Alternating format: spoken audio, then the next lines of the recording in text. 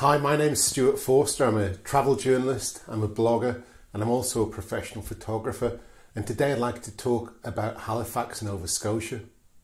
If you take a look at my blog, Go Eat Do, you can find a post there entitled A Guide to 48 Hours in Halifax, in which I outline some of the many things to do in the city of Halifax, places to eat and also places to drink. And you can also find information about things to do in the direct surrounding area. There are also other posts about Nova Scotia on the blog, so please do take a look. As a visitor, one of the reasons I really like Halifax is because it's a very walkable city. The city of Halifax grew up along the waterfront more than 250 years ago when it became a major port in the British Empire. It was strategically important because it was ice-free in winter. Halifax's strategic importance to the British explains why you can see a handful of military sites around the city. Halifax Citadel National Historic Site dates back to 1749 and it's got fantastic views over the city. If you're into military history, it's lovely to spend time up at Halifax Citadel National Historic Site.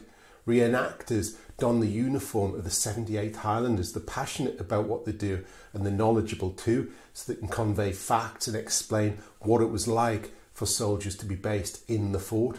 Halifax Citadel isn't the only historic site of military significance. On George's Island, Fort Charlotte was also part of the defences, and that reopened in 2020 to members of the public, so you can take self-guided tours or a guided tour of the tunnels that run under the fort. At noon every day in Halifax, you can hear a gun go off. The boom is of a 12-pounder cannon fired by reenactors in the uniforms of Royal Artillery members. That gun has been fired since 1857. Halifax's wooden wharves down by the waterfront were once a site of busyness, unloading, loading as ships came in and went out again. The wooden boardwalk in Halifax counts among the longest in the world, and it's the site of many of Halifax's top attractions, including the Maritime Museum of the Atlantic. I thought it was great to join Segway Nova Scotia on a tour along the boardwalk. First, we had a bit of time to get used to using the Segway, which was actually a lot easier than I anticipated. And I really enjoyed zipping along on that, turning, twisting and moving about. During the Segway tour, I learned that Halifax explosion was the most powerful man-made non-nuclear explosion in history. Unfortunately, hundreds of people died during the explosion and many, many more were injured. Unfortunately, a heavy snowstorm exacerbated the situation and meant it was difficult for help to arrive into Halifax. One of the first places to provide help was Boston, Massachusetts, and that's why every year Nova Scotia sends a Christmas tree down to Boston. In Point Pleasant Park, you can take a look at the Prince of Wales Fort, North America's oldest Martello Tower. The Canadian Museum of Immigration at Pier 21 is often compared to New York's Ellis Island in that it tells the story of immigrants coming from Europe and elsewhere who settled in North America. It's fascinating because you can hear the stories of many of those people at the museum. Nearby, you can visit Halifax Seaport Farmers Market. Although it's a modern building, it's actually North America's oldest continually operating farmers market. The Maritime Museum of the Atlantic is really a fascinating place to visit. It's got artifacts from the sinking of the Titanic. It tells the story of that tragic event of 1912. And it also tells the story of Halifax-born Samuel Cunard, who established regular steamship crossings across the Atlantic. More than 100 victims of the Titanic sinking are actually buried in cemeteries around Halifax.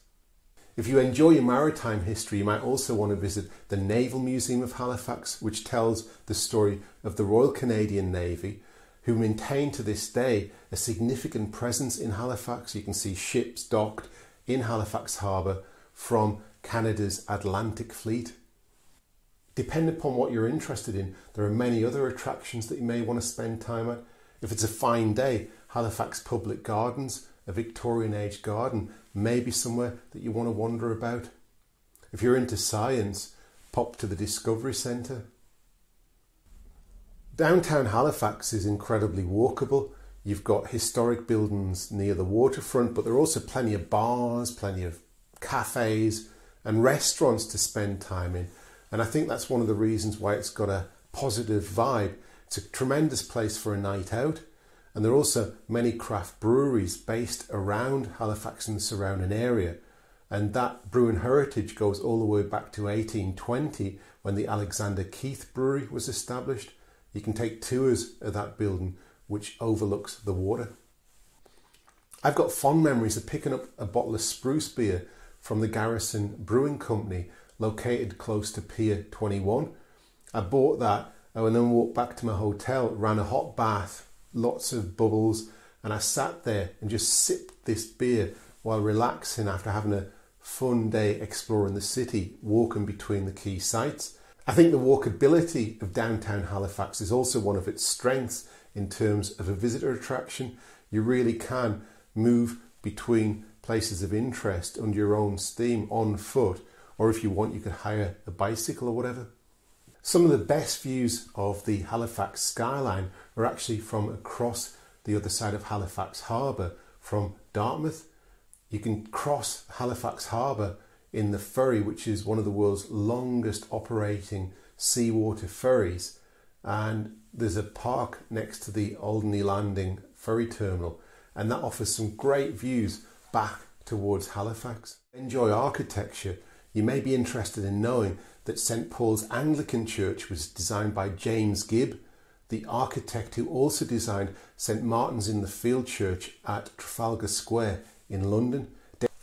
If architecture is your thing, don't miss an opportunity to look at the Queen's Mark district, a new development down by Queen's Landing. It includes Halifax's first 5-star hotel, the Muir, which is due to open in 2021. I think for me, one of the reasons why I enjoy visiting Halifax is because of its nightlife and just the fact there are many very good bars, atmospheric bars, historic bars, and bars that serve a range of craft beers, which is my thing. I'm not really a clubber, but I do enjoy a good pint of beer, and there's plenty to choose from in Halifax. And it's a really interesting place to hang out. People are easy to chat to, and instead of saying cheers in Nova Scotia, you say sociable. I hope you've enjoyed watching this and you'll subscribe to this channel. Also, please do take a look at the guide to 48 hours in Halifax on the Go Eat Do website.